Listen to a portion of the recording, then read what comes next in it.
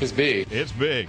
It is time for NEHMAN'S News and Notes starring Bryan. It's big. NEHMAN. Fred and Andy, listen to Neiman. Neiman is right. That's right. Thank you very much. And can we admit that I was the one who was right because I believed the polls. You guys weren't so sure about the polls. And let's admit that there was no Bradley effect. Doesn't appear there was any mass lying to the pollsters. Oh, what is this? Kind of gloat time? Well, the or what? average on Real Clear Politics was 7 points on Monday. 52 to 45 they had. It turned out it was 52 to 46. Rasmussen and Pugh got it spot on, +6. That's about what I called it, too. Yeah, okay. All right. Just want to point that out. Right, okay. Both you guys. We bash the polls all Right. the time, and I do it myself. But I bow to you. They're pretty close this time. Let's continue with politics, shall we? And the amazing comments made by one Chris Matthews on MSNBC yesterday. Matthews was on with Joe Scarborough, the former Republican congressman.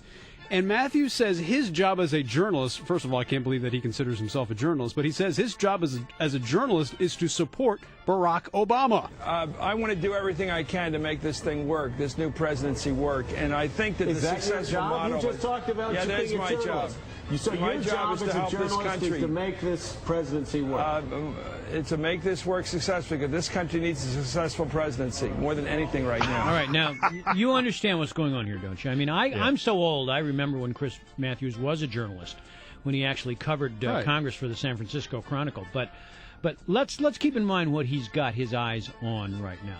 Matthews aspires, I think, to be a United States Senator, and he would run from Pennsylvania, and he would probably run against Arlen Specter. Sure. So if he is a pal of the Obama administration, if he is one of his allies in the Fourth Estate, does that help him or hurt him in Pennsylvania? Obama won Pennsylvania. All right, fine, but it might be an ally. How can you say? I mean, was it his job to support the president when George W. Bush was the president? And he was tearing him apart every Of single course day? not. Of course not.